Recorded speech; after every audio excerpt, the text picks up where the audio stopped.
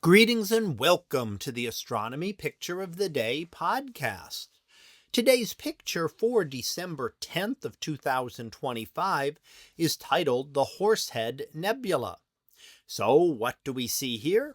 Well, here we see exactly what it says. This is the Horsehead Nebula that was seen back in the 1800s and was identified as a dark nebula, a dark dusty region that is blocking out the light from behind it.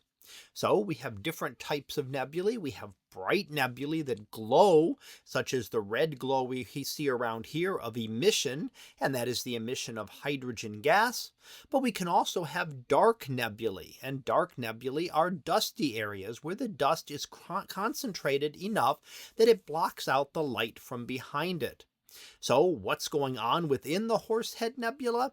Well, star formation. Stars are forming here, and that would be because of the concentration of dust and therefore gas within the nebula.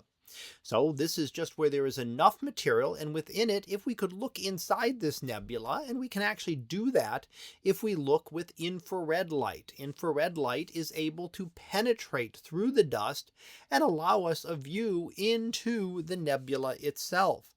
And if we do that, then we can actually see the regions where stars are forming a little bit better.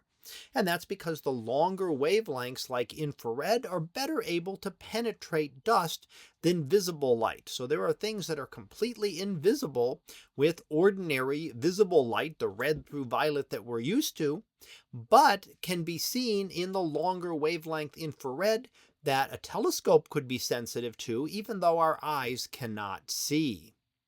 Now, the Horsehead Nebula is part of the Orion star-forming region, so other things in the area include the Orion Nebula, another great star-forming region, as well as a whole number of molecular clouds and emission and reflection nebulae. Emission nebulae such as the red we see here, but also reflection nebulae such as the blue down to the lower left-hand side, which is a reflection of light. Now that's also caused by dust, just like the Horsehead Nebula.